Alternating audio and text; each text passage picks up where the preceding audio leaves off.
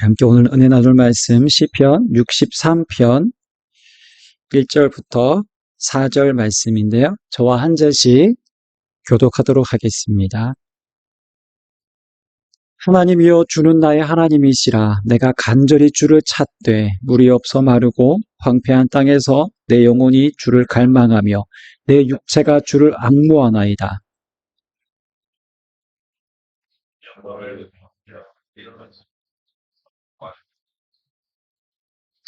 주의 인자하심이 생명보다 나으므로 내 입술이 주를 찬양할 것이라. 이러므로 나의 평생에 주를 송축하며 주의 이름으로 말미암아 나의 손을 들리다. 아멘. 제가 기도하고 말씀 나누겠습니다. 좋으신 아버지 하나님 감사합니다. 오늘도 우리가 세상의 그 어떤 소리보다 주의 말씀 앞에 주님의 음성 듣기를 간절히 사모합니다. 오늘 우리에게 복된 길 허락하여 주시고 우리 마음에 주님을 향한 갈급한 마음 주시고 오늘 말씀을 통해서 오늘도 주의 생명의 말씀이 우리 마음 가운데 깊이 새겨지는 귀한 시간 되게 도와주시옵소서. 이 부족한 종의 입술을 주의 성령께서 이끄시고 인도하여 주옵소서. 감사하며 예수님의 이름으로 기도합니다. 아멘. 네, 오늘 거룩한 주일 이렇게 예배 자리에 오신 우리 믿음의 성도님들 한 분 한 분을 사랑하고 축복합니다. 우리 함께 많이 모였습니다. 네, 이렇게 사랑으로 한번 인사하겠습니다. 잘 오셨습니다. 사랑합니다. 축복합니다. 인사하겠습니다. 네.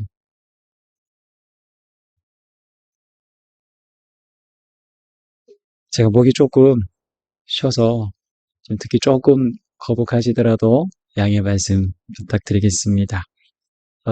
사실 오늘 설교는 우리가 조금 전에 불렀던 그 찬양의 고백과 거의 동일하다고 보시면 될 것 같습니다. 우리 전사님이 선곡하셨는데 저의 설교 내용과 거의 같다고 볼 수 있습니다. 설교가 찬양이고 찬양이 거의 설교가 오늘 이지 않을까 생각하는데요. 오늘 우리는 시편의 말씀을 읽었는데요. 시편에 등장하는 그 시편은 시편 한 편 보시면 기도문이라 볼 수 있습니다. 여러분들 혹시 기도가 힘드신 분들은, 기도가 잘 안 되시는 분들은 시편의 그 어느 한 부분을 가지고 기도하시면 됩니다. 시편 자체가 기도문입니다. 그 기도의 내용에 있어서는 하나님을 찬양하는 기도도 있고 또 하나님 앞에 어떤 억울함을 호소하는 탄원의 기도도 있고 또 하나님께 감사하는 기도도 있고 또 하나님을 신뢰하며 하나님의 사랑을 고백하는 여러 가지 어떤 고백을 담은 내용이라 할 수 있습니다. 그런데 시편에 나오는 이 시는요, 단순한 감성시가 아닙니다. 자신의 어떤 시인의 처절한 삶의 환경 속에서 하나님을 찾고 구하며 그 하나님의 함께하심과 그 하나님의 위로와 그 하나님의 도우심 가운데 하나님을 경험한 그 사건을 토대로 해서 나온 고백입니다. 그것이 바로 기도의 언어로 표현된 것이 시편이라 할 수 있습니다. 오늘 시편 63편에 보시면 제목이 표제어가 되어 있는데요. 다윗의 시라고 되어 있고요. 유다 광야에 있을 때라고 그 시편의 표제어가 되어 있습니다. 아마 여러분 시편을 보시면 시편은 유독 다윗의 시가 많습니다.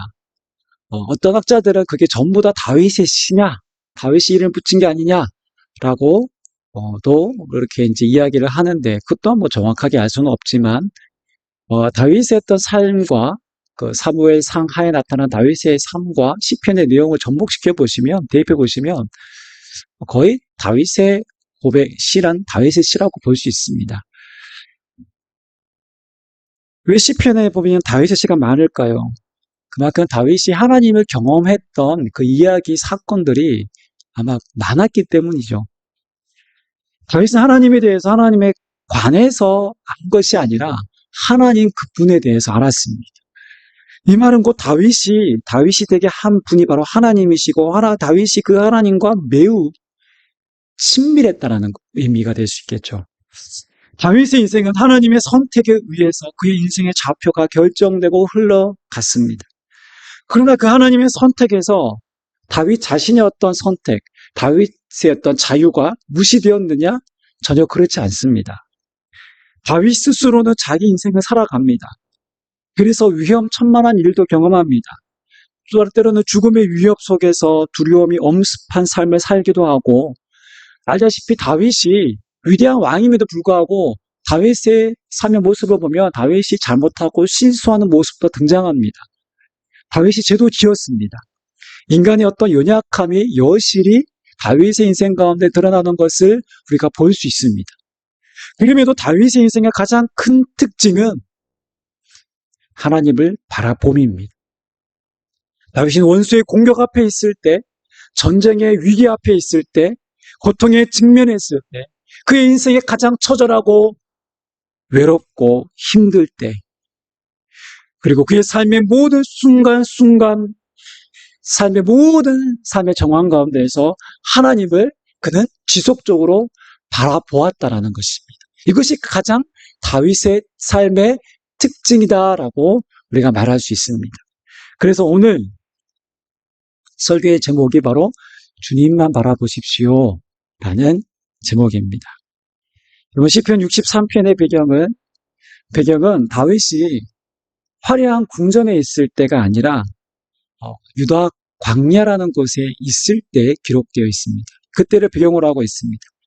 그렇다면 그때 다윗의 경험, 그의 구체적인 상황은 어떠했을까요?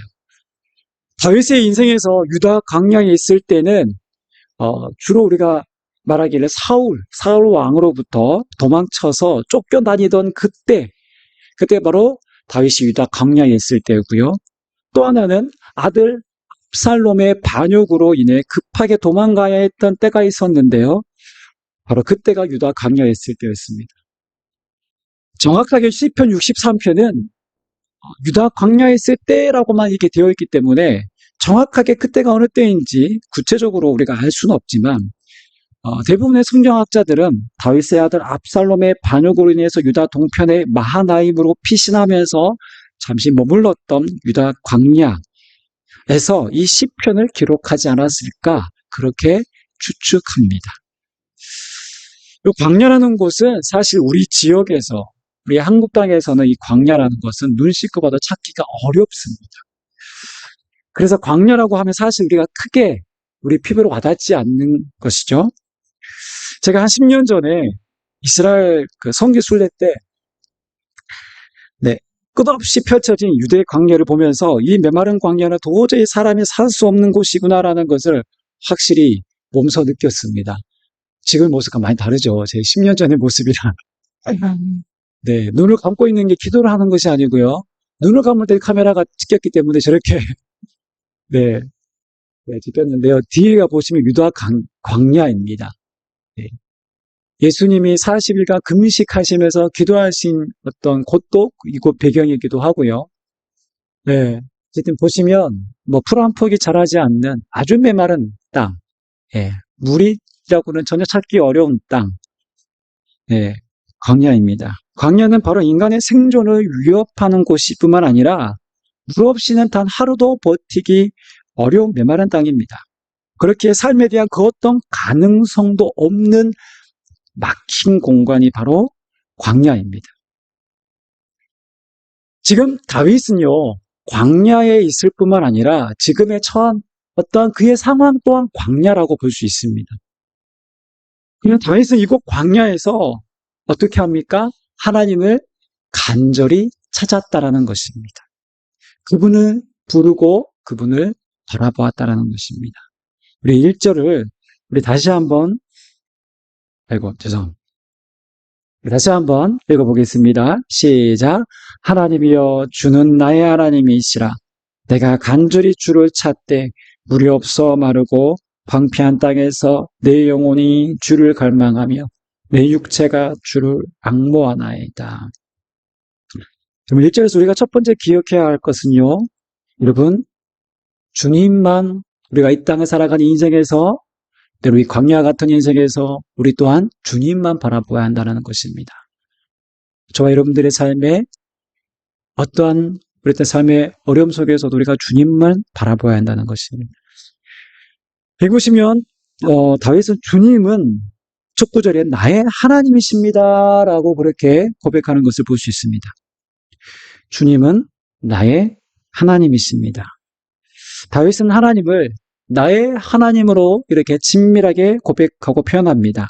이 고백은요, 하나님의 직접적인 보호하심과 인도하심을 받은 경험에서 나오는 그런 고백입니다. 알다시피 다윗은 어린 시절부터 이 특별한 어떤 경험이 있었지 않았습니까?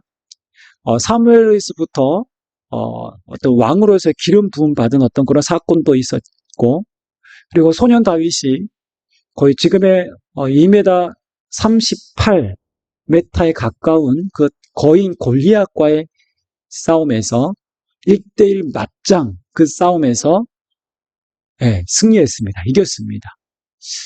다윗은 하나님을 모욕하는 그 골리앗을 향해서 아무것도 무장하지 않은 채로 갑옷 어떤 것도 무장하지 않은 막대기 하나 가지고 물맷돌 하나 가지고 싸움에 나갔습니다. 그 거인 골리앗을 쓰러뜨린 그 사건은 평생의 다윗의 인생에 각인되었습니다. 다윗의 힘으로가 아니라 하나님의 힘으로 하나님 이름으로 나아갈 때 그 승리했던 그 놀라운 경험들을 다윗은 잘 알고 있습니다. 다윗이 가는 곳마다 하나님이 이기게 하셨습니다. 승리하게 하셨습니다. 수의 많고 적음을 떠나서 하나님 다윗을 통해서 하나님의 승리를 이루게 하셨습니다. 그래서 하나님의 군대 마나임이라는 이름도 주어졌습니다. 사울이 왕이 또한 자기를 죽이려고 3,000명의 군대를 데리고 광야에서 자기를 죽이려고 할 때도 다윗은 자기를 건지신 하나님을 경험했습니다. 그때 하나님께 부른 하나님의 그 외침, 간절한 외침에 하나님이 응답하셨다는 것을 다윗은 몸소 체험했습니다. 다윗은 이렇게 죽음의 숱한 위험과 두려움의 순간에 하나님께 손을 내밀었을 때 하나님께서 그 손을 붙잡아 주신다는 것을 몸소 체험했습니다. 그래서 이 짧은 고백은 그냥 고백이 아니라 주님은 나의 하나님이십니다 라는 이 짧은 고백은요, 하나님께 나의 모든 것을 맡기고 의지하겠습니다 라는 절대적인 신뢰가 담긴 믿음의 고백입니다. 이 절대적인 신뢰가 있기에 다윗은 절박한 심정으로 간절히 그는 하나님을 찾습니다. 광야에서 타는 목마름을 해결해 주는 것이 생수이듯이 오늘 나를 이 고통에서, 이 위기에서, 이 죽음에서부터 건지시는 분은 오직 하나님이십니다 라고 그렇게 주님을 간절히 찾고 갈망합니다. 지금 현재 다윗은 도망자의 신세로 이제 내일 어떻게 될지 모르는 이 고통과 위기의 순간에 오직 하나님만이, 주님만이 나의 도움이십니다 라는 사실을 지금 붙들고 있습니다. 광야의 그 밤하늘에 보이는 것은 수많은 별과 별뿐이었을 것입니다. 그리고 다윗이 그렇게 기도한다고 해서 어떤 신비한 환상을 보았던 것도 아니었습니다. 다윗이 기도한다고 해서 간절히 하나님을 찾았다고 해서 당장 기적과 같은 어떤 현상이 눈앞에 펼쳐진 것도 아니었습니다. 혹 하나님의 직접적인 음성을 들은 것도 아니었습니다. 사실 내일 대적의 손에 죽을 수도 있고 원치 않는 비참한 결과가 충분히 일어날 수 있는 그런 위기의 순간이었습니다. 그는 어쩌면 그렇게 자신의 죽음을 염두에 두고 있었을지도 모릅니다. 그럼에도 불구하고 그가 바라보았던 것은 자신의 두려운 상황이 아니었습니다. 그에게서 오직 유일한 소망 대신 하나님만 바라보았다는 것입니다. 과거에도 늘 함께 하셨고 도우셨던 그 하나님을 여전히 신뢰하고 있는 것입니다. 그래서 다윗은 지금 인생의 가장 어두운 고통의 터널을 통과할 때 이 고통과 두려움의 상황에서 건지실 분은 오직 주님이라는 사실에 모든 초점을 두었습니다. 오늘 우리의 삶의 모습, 나의 모습은 어떤지 우리가 한번 다윗의 했던 기도를 통해서 함께 좀 돌아봤으면 좋겠습니다. 나는 정말 하나님, 오직 하나님만을 갈망하고 있습니까? 그분이 나의 유일한 소망이라는 사실을 얼마나 인정하고 하나님 앞에 간절히 나가고 있습니까? 우리는 기도를 하면서도 여러 가지 다른 선택지를 생각하고 있지 않습니까? 하나님이 그 선택지 중에 그냥 단 하나에 포함되어 있지 않습니까? 만약 그렇다면 하나님은 우리에게 절대적인 존재가 아니라 하나님은 우리 인생의 부수적인 존재입니다. 우리는 그 하나님을 절대적으로 신뢰한다기보다는 나의 필요에 의해서 하나님을 찾는 것밖에 되지 않는다라는 사실입니다. 우리가 세상에 주는 것으로 내가 안전하다라고 생각한다면 그것은 우리가 주님께 소망을 둔 것이 아니라 다른 누군가에게, 세상에게 소망을 두고 살아가고 있는 것입니다. 오늘 우리의 인생이 하나님이 아닌 다른 누군가, 다른 그 무엇에 내 삶의 소망으로 자리 잡고 있지는 않은지 우리가 다시 한번 돌아보았으면 좋겠습니다. 두 번째로 우리가 함께 살펴볼 내용은 다윗은 오늘 시인의 모든 상황에서 주님을 바라보았다라는 사실입니다. 오직 하나님만을 절대적인 소망으로 품고 기도하는 다윗은 2절에서 이렇게 고백하는 것을 볼 수 있습니다. 죄송합니다. 2절에 보시면 1절과 2절이 이어져 있는데요. 내가 주의 권능과 영광을 보기 위하여 이와 같이 성소에서 주를 바라보았나이다 라고 되어 있습니다. 여러분, 지금 다윗은요, 광야에 있습니다. 그러나 지금 다윗을 성소에서 주님을 바라보며 예배했던 그때를 회상합니다. 기억하고 있습니다. 주님의 권능과 영광의 임재를 다윗은 아마 그때 성소에서 경험했을 것입니다. 온 우주를 다스리신 하나님 앞에서 내 작은 존재가 그분의 위엄 앞에 엎드려지며 반응하며 그 하나님의 임재 앞에 압도당한 그 경험이었을 것입니다. 다윗은 성전에서 놀라운 그 하나님의 임재를 경험했습니다. 그러나 오늘 이 다윗의 고백은 단순히 그 임재의 사건을 동경하며 기억하는 정도가 아닙니다. 지금 내가 이곳인 황폐한 땅, 광야에서도 동일하게 다윗은 하나님을 찾고 하나님을 예배하고 있음을 보여주고 있는 것입니다. 우리 1절과 2절을 제가 다시 한번 읽어보겠습니다. 하나님이여 주는 나의 하나님이시라. 내가 간절히 주를 찾되 물이 없어 마르고 황폐한 땅에서 내 영혼이 주를 갈망하며 내 육체가 주를 앙보하나이다. 내가 주의 권능과 영광을 보기 위하여 이와 같이 성소에서 주를 바라보았나이다. 다윗이 예배했던 성전과 지금 광야는 사실 비교가 안 되는 곳입니다.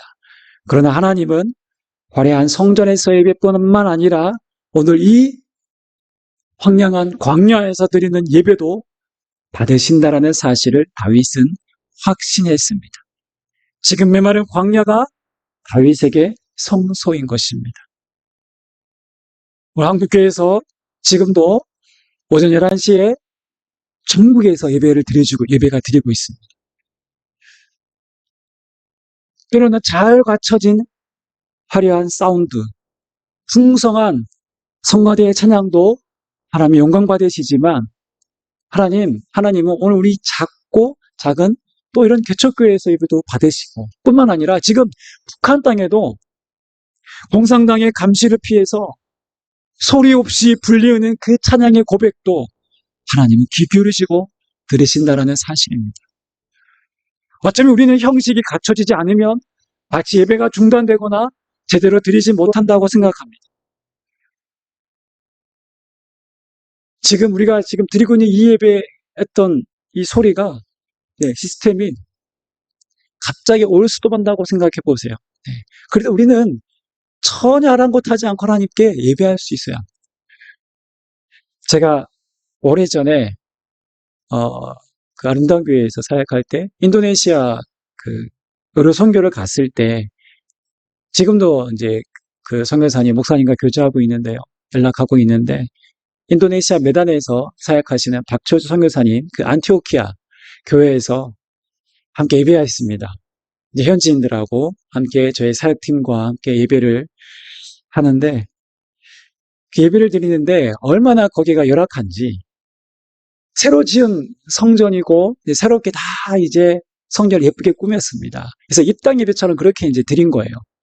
드리는데 전기가, 예배를 드리는데 거의 한 2, 30분 간격으로 이게 전기가 올 수도 빼버립니다. 예. 그래서 에어컨도 못 켜요. 예. 마이크며 악기며 모든 음향이 멈춰버립니다. 찬양을 하는데요. 근데 거기가 창문이 없어요. 다 막혀 있어요. 그래서 이게 불이 다 꺼지면 깜깜합니다. 예. 그런데 그 깜깜한 상황에서도 성도들의 찬양이 울려 퍼져요. 아무것하지 않고 하나님을 찬양합니다. 아무도 수군거리거나 불평하지 않습니다. 왜 전기가 나갔냐고 얘기하는 사람이 어린아이로부터 어른까지 단 한 명도 없습니다. 오히려 영혼을 울리는 찬양의 고백이 더 깊어지는 것을 경험했습니다. 화려한 예배당에서 드리는 예배든, 아주 열악한 곳에서 드리는, 어떤 선교지에서 드리는 예배든, 여러분 홀로 골방에서 드리는 예배든, 광야 한복판에서 드리는 예배든, 그 마음의 중심이 하나님을 온전히 향한다면 어디서 예배하는가는 중요하지 않습니다. 언제나 어디서나 모든 상황 속에서 주님을 우리가 여전히 바라볼 수 있는 저와 여러분들 되었으면 좋겠습니다. 마지막으로 함께 살펴볼 내용은 변함없는 주님을 한결같이 바라보십시오. 우리가 읽은 3절은 이렇게 고백합니다. 우리 함께 읽어보겠습니다. 시작. 주의 인자하심이 생명보다 나음으로 내 입술이 주를 찬양할 것이라. 다윗은 지금 광야라는 어두운 터널을 통과하고 있습니다. 그러나 지금 시편 63편의 고백에서는 그 터널을 지났다라는 표현이 등장하고 있지 않습니다. 우리가 읽지는 않았지만 10절에서도 보면 대적들이 칼의 세력에 넘겨져 승냥이의 먹이가 되리이다. 지금은 그렇지 않지만 하나님이 그렇게 해주실 것이라는 것을 기대하고 있는 것이죠. 즉 지금 다윗의 형편은 어떤 변화나 어떤 형편이 나아진 것이 아닙니다. 여전히 죽음의 위협 가운데 있고 언제 어떻게 될지 모르는 위기의 상황입니다. 이 고통과 어둠의 터널에서 완전히 빠져나와서 모든 문제가 해결된 그런 상황이 아니었습니다. 그런데 지금 다윗은 하나님을 향해서 무엇을 찬양하고 있습니까? 주님의 인자하심이 생명보다 나음으로 내 입술이 주님을 찬양할 것입니다. 라고 하는 이 위대한 고백을 하고 있습니다. 이것이 왜 위대한 고백인지 제가 잠시 말씀드리자면, 여기서 인자하심이라고 되어 있는 인자에 해당하는 그 원어는 단어가 바로 히브리어로 헤세드입니다. 여러분 혹시 헤세드라는 말 혹시 들어보셨습니까? 아마 교회를 오래 다니신 분들은 헤세드라는 말을 들어봤을 겁니다. 룻기에 많이 자주 등장합니다. 이 헤세드라는 말, 즉 하나님의 인자심이다라고 하는 이 헤세드라는 것은 하나님의 약속하심에 근거해서 변하지 않는 하나님의 신실한 사랑을 표현할 때 헤세드라는 단어가 성경의 구약에 주로 사용됩니다. 그래서 새번역은 그 헤세드라는 그 의미를 살려서 번역을 했습니다. 우리 다시 한번 읽어보기, 새번역으로 한번 우리 3절 말씀 다 함께 읽어보겠습니다. 시작. 주님의 한결같은 사랑이 생명보다 더 소중하기에 내 입술로 주님께 영광을 돌립니다. 아멘.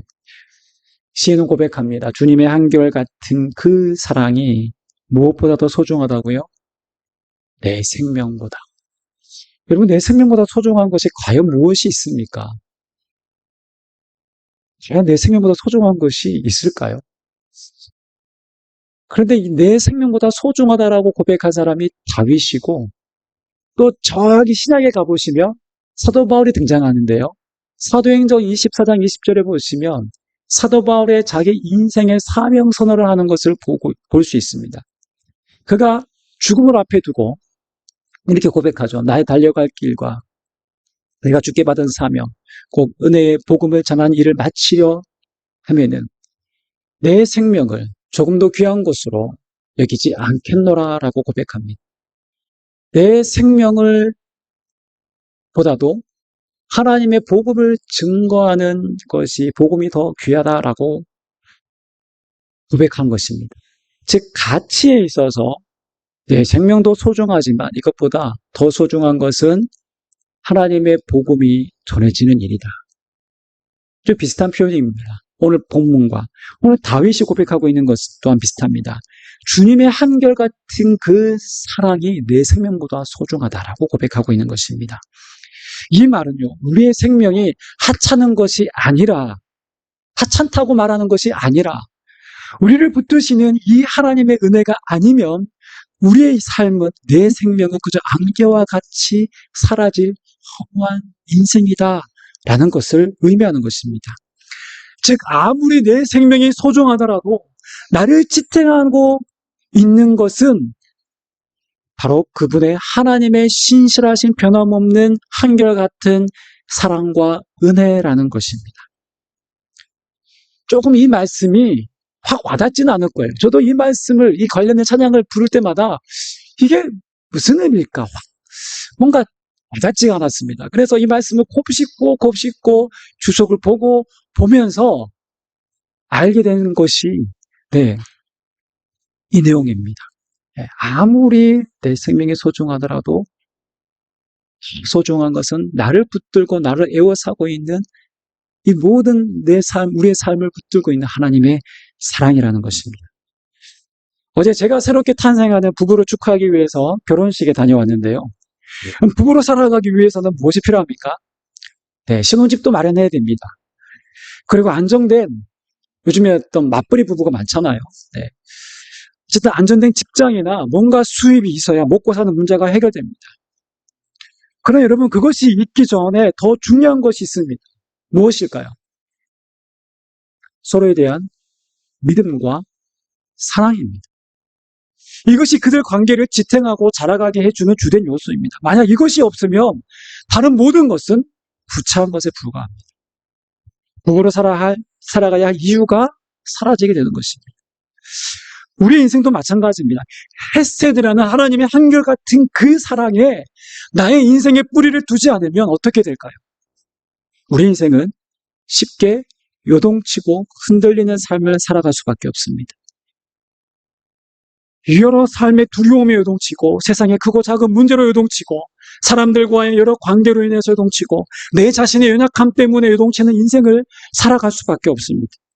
그래서 우리는 늘 변함없으신 그분의 사랑, 한결같은 그 하나님의 은혜를 우리가 바라보아야 합니다. 저희 형제가 사남인데요. 가지 많은 나무가 바람 잘 날았다고 저희 가정에 크고 작은 사건 사고들이 많이 있었습니다.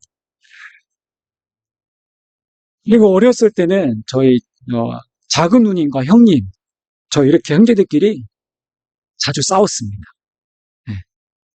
작은 누님이 이렇게 지금 아주 왜소한데 그때는 참 크게 보였어요. 그래서 몸으로 막 부대끼며 싸웠던 그 기억이 지금도 있습니다. 한 번에 이불로 덮어놓고 막 그 누님이 막 이렇게 눌러버리면 숨을 못 쉴 정도로 그랬던 적도 있습니다. 그러면 이제 막 어머니가 막 싸운다고 막 빗자루를 가지고 저희를 막 때리기도 하고 막 그랬던 기억도 있습니다. 그리고 저는 막내다 보니까 심부름을 많이 했습니다.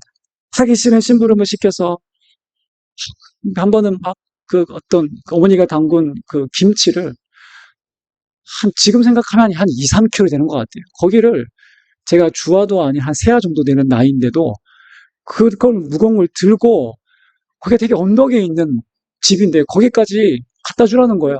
비가 오는데. 그것도 명절날인 것 같아요. 그랬던 것 같아요. 추석인지. 가기 싫다고 막 때렸는데도 끝까지 가야 된다고 저를. 그렇게 해서 불평하면서 심부름을 가기도 했습니다. 그런데 제가 단 한 번도 어머니가 우리 어머니 맞나? 난 남의 자식이 아닌가? 자리에서 나를 주워온 게 아닌가? 이런 생각을 했던 적이 단 한 번도 없었습니다. 왜냐하면 어릴 때부터 어머니의 그 따뜻한 그 사랑이 제 안에 깊게 뿌리 내려졌기 때문에 전혀 그런 의심이 들지 않았습니다. 많은 사람들이 하나님을 만나고 해결되는 것 중에 하나가 바로 자기 열등감에서부터 해방되는 것입니다. 세상의 평가와 비교에서 자유롭게 되는 것입니다. 그리고 자기를 있는 그대로 볼 수 있게 되는 것입니다. 잘하고 못하고 내가 무엇을 다 가지고 못 가지고를 떠나 내 존재 자체만으로 충분히 사랑받을 만한 가치가 있구나라는 사실을 깨닫게 됩니다. 지난주에요. 어느 청소년 집회 현장과 함께 그 중학생들이 은혜 받은 간증을 하는 영상을 한 편 보았습니다. 짤막한 영상인데, 한 10분짜리 영상인데, 3명의 중학생 아이들이 어느 청소년 집회의 현장 가운데서 이 아이들이 은혜를 받고 나서 하나님을 만난 그 이야기들을 간증하는 거예요. 그런데 이 3명의 아이들이 공통적으로 고백하는 내용이 뭔 줄 아세요? 하나님이 우리를 정말 사랑하십니다. 하나님이 나를 사랑하신다라는 그 음성을 들었다라는 거예요. 하나님이 나를 사랑하신다라는 것을 이 아이들이 그 집회를 통해서 분명히 깨달았다는 거예요.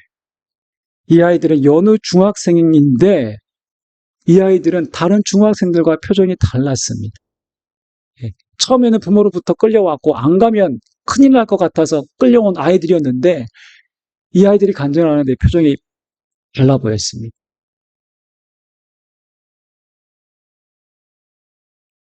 저는 중학교 때 제 인생에서 가장 어찌 보면 우울하고 힘든 시기였습니다.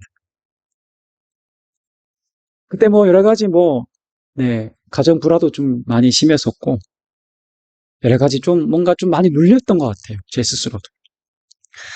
그러나 제가 그때를 잘 버티고 오히려 잘 건강하게 성장할 수 있었던 것은 지금 생각해보면 그때 제가 하나님을 만났던 때였습니다.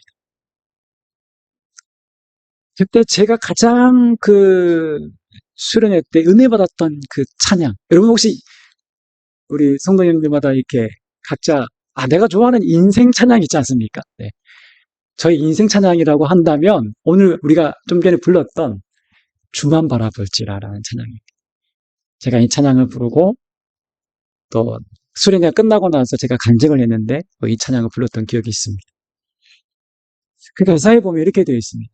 하나님 사랑의 눈이, 하나님 사랑의 눈으로 너를 어느 때나 바라보시고 하나님 인자한기로서 언제나 너에게 귀 기울이시니 어둠의 밝은 빛을 비춰주시고 너의 작은 신음에도 응답하시니 너는 어느 곳에 있든지 주를 바라고 주만 바라볼지라. 모르겠습니다. 제 마음이 힘들었던 건지는 모르겠지만 수련회 때 이 찬양을 부르는데 마치 하나님이 저를 사랑하신다라는 그 음성이 제 마음 가운데 내면 가운데 흘러오는 것들을 체험하게 되었습니다. 말로 설명할 수 없는 그 하나님의 나를 애워사는 그 사랑이 너무 뜨겁게 느껴졌습니다. 누군가에 의해서가 아니고 단순한 어떤 분위기에 의해서도 아니고 내 안에 내면에서 터져나오는 그 울음은 그 무엇으로 표현할 수 없었습니다.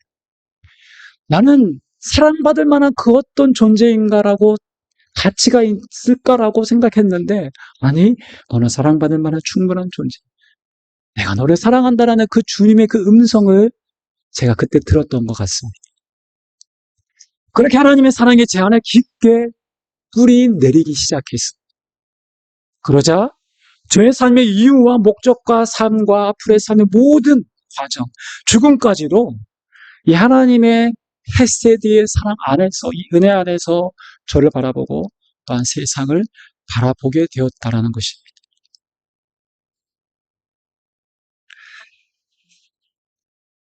여러분, 우리를 붙드시는 이 헤세드의 그 은혜의 그 사랑에 뿌리내린 인생, 그 한결같은 사랑이 우리를 감싸고 있는 그 인생은 여러분, 어떤 고난과 역경 앞에서도 오로지 주님만을 바라볼 수 있는 복된 인생입니다.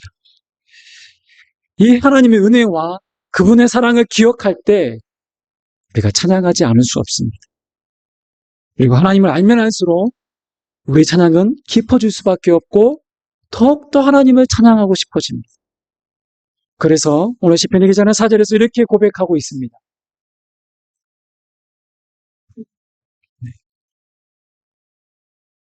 4절의 말씀, 네, 여기 있네요. 우리 다 함께 4절 말씀 읽어보겠습니다. 이러므로 내 평생에 주를 송축하며 주의 이름으로 말미암아 나의 손을 들리이다. 믿음의 사람들은 시간이 지날수록 하나님을 향한 깊이가 더해갑니다. 그렇게 우리의 찬양은 계속될 수밖에 없습니다. 내 평생에 내가 사는 모든 날 동안 주님을 찬양하고 싶은 것입니다. 주님께 영광 돌리고 싶은 것이 믿음의 사람의 고백인 것입니다. 여러분, 주님만 바라보시기를 부탁드립니다. 또한 우리가 어떤 모든 상황에서도 주님을 바라보십시오. 그리고 변함없는 주님의 사랑을 의지하며 한결같이 주님을 바라볼 수 있는 저와 여러분 되시기를 주님의 이름으로 축원합니다.